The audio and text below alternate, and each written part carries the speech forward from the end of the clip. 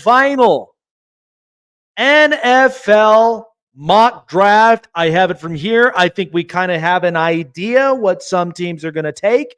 Now, I don't think this is honestly going to be 110% accurate, but we have an idea what could possibly happen up and on the draft night. Lots of surprises, lots of different changes all the way through. So, without further ado, our third and final NFL mock draft. Give me your thoughts. Give me your give me exactly anything you guys can throw up at me. I'm excited about it, but here we go.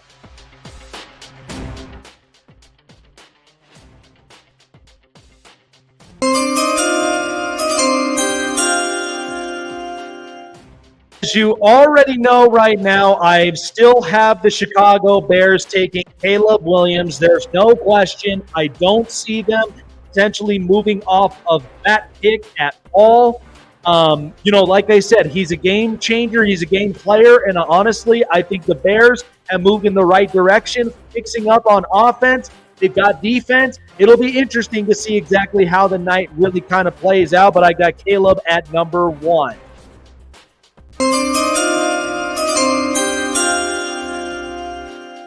Number 2 overall pick still stays the same. I'm taking Jaden Daniels from LSU, the quarterbacking the Washington Commanders. The thought process of this is that Cliff Kingsbury wants a Kyler Murray-esque type player, a kind of guy that's got a good throwing arm, a guy that's elusive out of the pocket for a team that was literally dead last in offensive line last season, and I think this is honestly the perfect pick. You got an offense, you got something to work with, and honestly, I think Jaden Daniels is the best that you can honestly get from this point forward.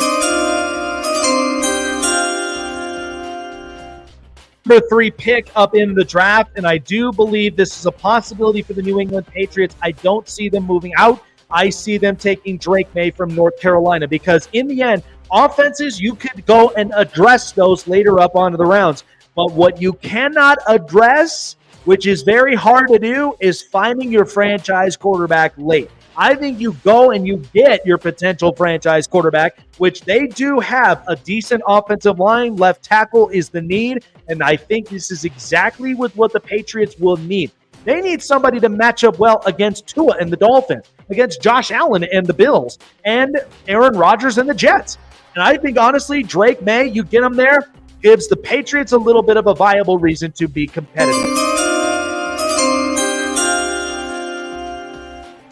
4 overall pick, because of the asking price for the Arizona Cardinals, I have them taking Marvin Harrison Jr. because ultimately, Kyler Murray, they're not going to end up addressing quarterback. I don't know why that narrative was even thrown up out there. But I think you roll with Kyler Murray for the time being, but you go and give him a playmaker, and that's exactly what Marvin Harrison Jr. does. I think in the end, they get at least the best playmaker. They get somebody that can honestly elevate this organization next to Kyler Murray, and I think it'll be interesting to see at number 4. Alert, as you know, because I still have the Chargers potentially trading that number 5 pick to the Minnesota Vikings to get at least some draft capital. Now, there is rumor talks about potentially the Atlanta Falcons moving from 8 to 11 because of a tampering call. But in the end, I've got the Vikings taking J.J. McCarthy because in the end, it's a really good loaded offense, something that I think works perfectly for the Vikings and for J.J. McCarthy because he's got an offensive coach. You've got an offensive weaponry overhaul, and I think you can address the offensive line at the same time. They got some good defensive pieces. I think you could build upon that in the end all throughout the later rounds. Number 6 pick, and I know a lot of people have predicted about this, so have I. I'm taking the New York Giants to going and taking Malik Neighbors because we know Daniel Jones is not the right answer with that quarterback, but the least you could do for the Giants, you've got an overhaul of a pass rush, completed package, but in the end, you go and give them a playmaker because they have not had any playmaker at wide receiver in a long time since OBJ and a couple others. I mean, I like Sterling Shepard and I do like Darius Slayton, but it's not enough. I think in the end, you got to give a promising factor, For the Giants, you go and give them a playmaker. They can address quarterback a little bit later on because there are some quarterbacks a little bit later in the draft. So keep your eye on the Giants a little later on, but they go and take Malik Neighbors.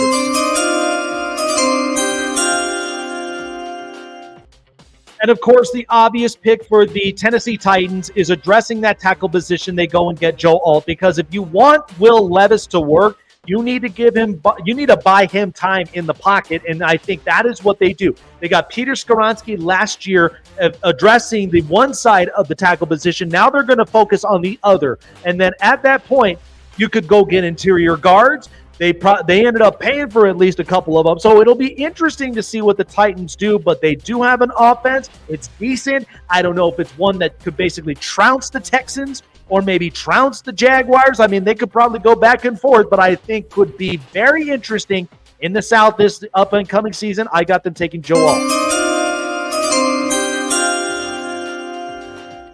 The Atlanta Falcons, I'm still waiting to hear exactly up on the news of it, but if the rumors are true, they might lose it. But for now, I have them still at number 8, and I have them taking Dallas Turner. Now, one time I had them taking Jarrett Burst, which is not a bad option either. There has been mixtures of both of them.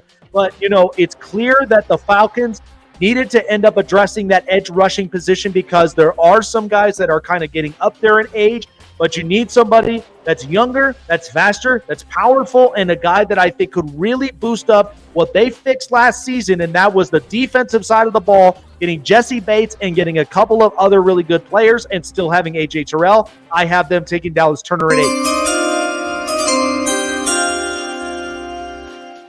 This might shock some people, and it's a possibility, but the Chicago Bears, if all doesn't seem to work out with as far as trade value, I have them maybe potentially instead of an edge rusher like I would anticipate, I have them taking a wide receiver instead, and they take Rome Odunze. Now, that might piss off the Jets in some ways, but in the end, I think, honestly, Rome Odunze, you keep giving Caleb Williams some offense so that way then it guarantees this offense is going to work. Rome Odunze is a workaholic. He's a guy that wants to get better at his game. Really good route runner, really good hands. I think in the end, he also plays really good contested ball, so I'll have them take him at number 9. New York Jets, I don't know if a lot of people think it's a sexy pick, but honestly, I think if you're going to keep Aaron Rodgers up onto the field, you might as well go ahead and keep your depth rolling at offensive line. I have them taking Olu Fashanu at number 10. Because, yes, they did address the tackle position, but why not build a little bit more depth? I'm hearing a lot with the Chargers that are basically doing the same thing. And then I'm also hearing, a couple of other teams that are also looking for offensive tackles. So why not get up on that train? Because if Aaron Rodgers is what everybody says that he will be with the Jets, then you better guarantee, just like Brady and just like a couple of other quarterbacks, you need to give them protection inside that line. And so I think Olu Fashanu, the size, the build, the hands, and really just the elusiveness of protecting on that side of the ball, I think that's ultimately what the Jets are really going to end up liking from here, and it makes up for the Mekhi Becton pick.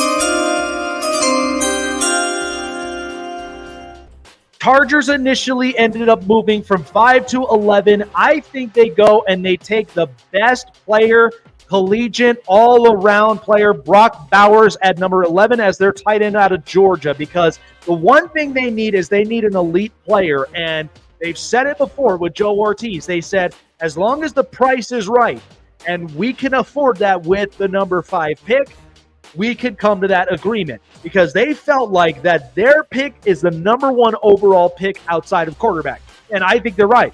So I think you go and get the best collegiate prospect all around the nation, and that's Brock Bowers. He gives you size, gives you blocks, gives you catches, and he gives you more elusiveness, but I think the one thing he needs to work on is a little of the route running, but he's not that far off. And I think in the end, you're doing Justin Herbert a solid. You're giving him a tight end. You're giving him an elite playmaker at the highest level who has been balls to the wall, from his freshman season. So I think in the end, you take the best collegiate player possible. That's Brock Bowers at 11. Pick, and at least the Broncos are playing situational football, and that's what they're doing with Bo Nix, because in the end, Bo Nix, a lot of people don't feel like is going to translate into the NFL level. I disagree. I think he's one of my sleepers as well in the draft because this is a guy that has a lot of experiences, has just about the similar size as a Drew Brees type. But I think Sean Payton is honestly going to love his work ethic. He's coachable, and he's also somebody that could really work up on his game. I have Bo Nix at number 12, helping with the Denver Broncos.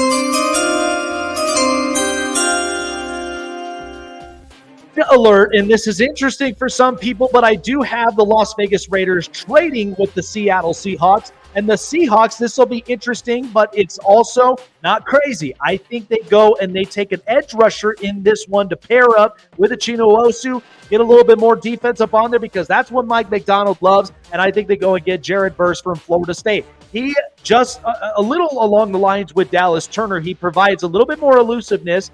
He's quick. He's also somebody that can get around from the offensive line. And I think this is kind of what Seattle has always kind of pushed upon for the last few years. And Mike McDonald now being a part of that, expect it because I honestly think this could be a Mike McDonald pick. And I think Snyder also knows that as well. So I don't think this is a bad pick at all for the Seattle Seahawks, but anticipate this possibly happening. Saints, because a lot of people have been saying, well, do they go defense? Do they go offense? Honestly, I mean, you got to protect that line as much as possible, even if Derek Carr doesn't seem to be like the right answer. But you go and get Talisi Fuaga. I think, honestly, the Oregon State product, much like Alou Fashanu and Joe Alt, you know what you're going to get from as far as great hands, great feet, and even with the body size that he has, he's also another one of those top tackles in the country that I think honestly could give New Orleans a little bit more of hope and then also more time in the pocket to be a little bit more poised. But you could also address the quarterback even later on. Who knows? But I think you honestly have to stay consistent with that offensive line. I take him right there at that pick. The Indianapolis Colts, because they have at least, that pick itself and it laid right to their lap, I think you take the best corner possible, and that's Terrion Arnold. Now, I did speak with, Q early on in the show, and that's kind of the pick I anticipated as well for the Raiders, but because they traded back, they are not in panic mode. They're going to get the best corner possible and available, but I think Terrion Arnold for the Colts makes a lot of sense. They're making up with losing Stephon Gilmore, and at least, with the backfield, that's exactly with what I think the Colts are going to end up doing. I like that pick with Terrion Arnold. Now, with the Raiders pick already traded with the Seattle Seahawks, I see potentially them, and it may not end up being that pick, but I see them maybe potentially taking Nate Wiggins. Now, he's also another one that's a real good shutdown corner. I don't know exactly as far as high value as being a mid-round pick in the first round, but he's ultimately a guy that still provides you very good coverages, a guy from Clemson that at least, they've produced a product that I think could very much give you a lot of that disruption on the offense and really make more of a contested role for the opposing receivers. So I think that may be a possibility for the Raiders in the mid-round. Now, the Jacksonville Jaguars, this is interesting because then they trade with the Philadelphia Eagles. They move up to 17, and they go and take Quinion Mitchell. I don't think this is crazy because in the end, the Eagles either would want to end up going up to then get the next corner available because either Kool-Aid McKinstry might not end up being there, or they might actually think about this guy being a ball hawk. Quinion Mitchell is my draft year's Tariq Woolen this year because honestly, he's a ball hawk. He's a guy that gives you a lot of contested pressures and is a guy that has a very good percentage efficiency against offenses. And so I think Quinion Mitchell is going to be the real deal coming out of Toledo. He's my favorite pick, honestly, in the draft. So anybody that drafts him, whether it's the Colts, the Raiders, or the Eagles, those are three teams that are big up on defenses, and they will find the gem right there. I have the Eagles potentially taking Quinion Mitchell there. The Cincinnati Bengals have an interesting yet, at the same time, an exciting pick there. at 18, and I have them taking a defensive tackle, and I have them taking Byron Murphy, because in the end, they've lost DJ Reader. They lost, important guys up front. So the defense was going to get decimated because they lost a lot of really good key pieces. But I think you make this up with getting Byron Murphy there at the nose tackle, because in the end, you got to give Trey Hendrickson a little bit more support. And even when you got Logan Wilson there in the linebacking position, I think this is the pick that I think everybody in Cincinnati is hoping for. Now, of course, the question is what's going to happen with T. Higgins. I haven't heard anything much, but they're saying he might stay. So if that's the case, maybe you go and get yourself a defensive tackle, and the best one there at that pick. The LA Rams certainly want a dynamic playmaker, and it's been a long time since the Rams had gotten a first-round pick. I think they honestly use it with the hometown kid, Laiatu Latu. And I think, honestly, he is probably a little of an Aaron Donald-esque type of player because, one, he's very dynamic when it comes to shaving off a lot of the blocks from the opposing offenses. He's a guy that provides a lot of power and a guy that also provides a lot of disruption for opposing offenses, especially stopping the run and getting to the quarterback. I watched so many tapes upon this kid. This kid is also another one of my favorite picks, and I think, honestly, the Rams make a lot of sense to me. Keeping a kid out there in UCLA, doesn't have to go far. I think he really does fit well. And Sean McVay is going to absolutely love filling in a potential Hall of Famer that they've got already, first ballot Hall of Famer. I think they make this up with this pick with Laiatu Latu, and I think he will definitely fit in the culture that the Rams have instilled for years. Pittsburgh Steelers, they honestly need to end up addressing that offensive line. It's not a changed pick. I honestly have them taking J.C. Latham at Alabama because they need to get protection for Russell Wilson. But not only that, efficiency on the run game with Najee Harris. Now, they had a terrible offensive line, but they were still able to run the football. They didn't cough the football up at all. In fact, the efficiency when it came to potential fumbles has been the less amount than the NFL. So they have not coughed up the football, especially with their run game, but I think you add on a little bit more beef and more power in that offensive line, and I think they do that with getting J.C. Latham. The Miami Dolphins have an interesting pick, though, as well, and I am taking him again. This is probably the second time, but I have them taking Jerzon Newton because they need to fill in that hole that they lost with Christian Wilkins. So eventually, I think, honestly, you end up making up with this pick and getting Newton, and I think he had some very, very good efficiencies at Illinois, watching his tape and watching exactly what he's got. Now, Byron Murphy, I know, is the top pick, but in the end, I think Jerzon Newton is a very good complimentary pick as well for the Dolphins, and he is somebody that I think along those lines, a run disruptor, a guy that can get to the quarterback and really is giving you a little bit more hope that Jalen Phillips coming back from that injury will help with the rest of that front line of that defense.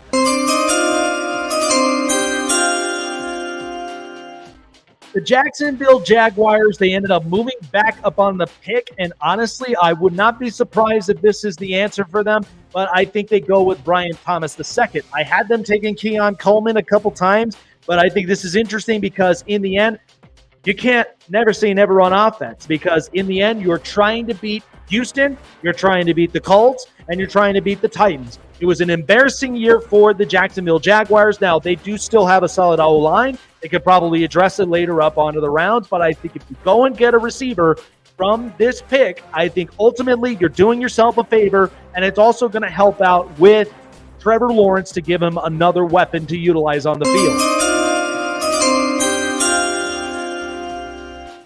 Play Chargers at 23. This is an interesting one because I have heard offensive line, and I think ultimately they go in and get the best offensive tackle really available left, and I think they go and get Troy Fautanu. And I think, honestly, I mean, not a lot of people might agree with this pick, but in the end, you're getting, at the very least, size. You're getting mobility as well when it comes to protecting that line because in the end, the Chargers are trying to do Justin Herbert a favor where they're getting a healthier O-line And at the end, you've got a dynamic playmaker. They can go and get another one again in the second round because there are some receivers that might fall into there. But I think this is ultimately the right pick for offensive tackle. And then you could either address going and getting a center, or you could go and get another receiver in the end. The Dallas Cowboys, because the biggest thing of it is they're not going to pay Dak, and who knows if they're going to pay Micah Parsons. They definitely should end up paying CeeDee Lamb. So in the end, you should beef up that offensive line, and I think they go and get a Amarius Mims from Georgia. I had them taking Tyler Guyton and a couple of other options from there. I think, honestly, Amarius Mims might be an interesting pick for the Cowboys. But you have to come to terms with reality of what the Cowboys are. And right now, it's not looking great. It's not looking fresh. But you could guarantee you need to keep that offensive line healthy, because whomever is going to be the quarterback for the future, at least you got a protective O-line. Give them an efficient run game later up into the rounds. But you got to give him something, and even a receiver, because in the end, you're crossing your fingers CeeDee Lamb doesn't suffer an injury, because otherwise it's going to be a tire fire from here for the Cowboys. But I think the guarantee is keep up that offensive line to be consistent, and whomever quarterbacks will definitely make a difference for the Cowboys moving. No changes at all for the Green Bay Packers. I still have them taking Cooper DeJean up in here, because in the end, they're going to take a safety, and they're going to take the best safety available. Cooper DeJean is a guy that is a disruptor and somebody that the Packers could definitely like to find the replacement, especially after losing a quality safety. So I think Cooper DeJean is the answer. No changes from there. I have him going to the Packers.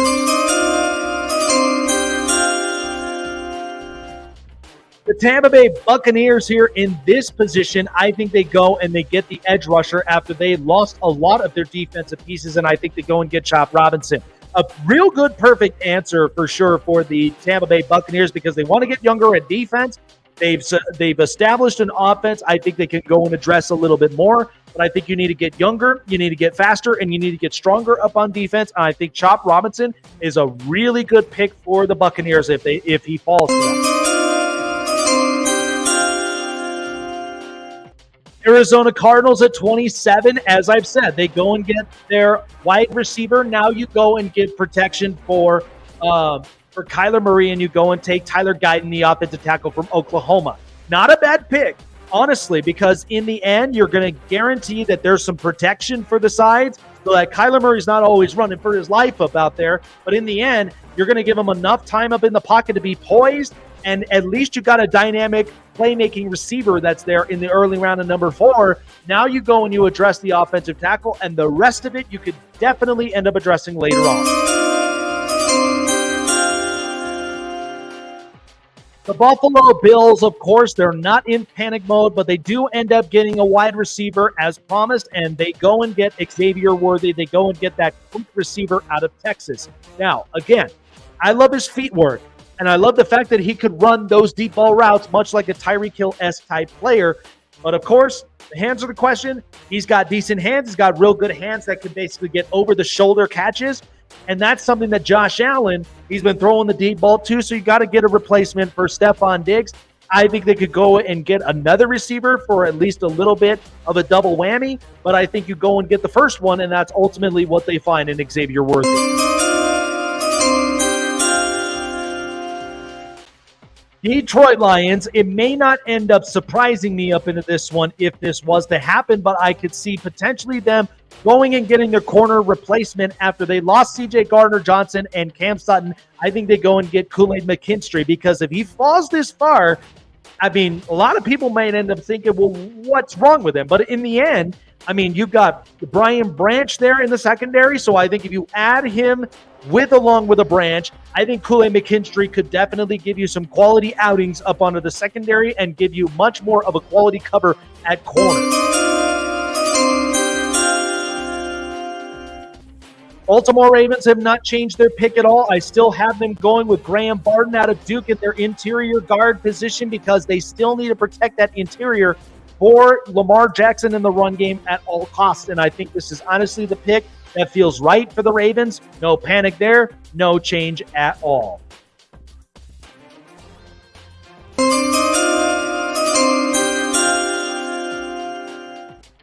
might shock some people, but if in fact that Brandon Ayuk was to be traded, it might end up changing the boards. It might end up doing this. But I feel like that if you're going to get another receiver up in here, they may end up going and getting Keon Coleman. Now, people might think I'm nuts, I'm crazy, but you still have offensive tackles you could address in the second round. So it's not like it's an entire dire need, but yes, that they should end up getting an offensive tackle, even if it's in the first or the second round, whatever the case may be for the 49ers. But this will be interesting if this is how the pot shakes up, because if they go and get Keon Coleman with their first pick, whoa, that might be very interesting. And I don't know what's up John Lynch's sleep.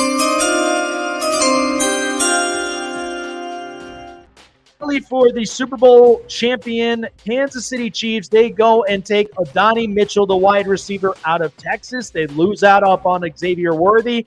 They're going to end up getting a receiver. This is what's been told. I don't see them going anywhere else from here, but I think the Kansas City Chiefs, they need to fix up that wide receiver department, get some dynamic players for Patrick Mahomes to end up throwing to, because Travis Kelce, he's not getting any younger, still dynamic, but at the same time, you want to end up addressing that wide receiver room at all costs. All right, folks. Well, the third and final mock draft. I was excited about this one, but we do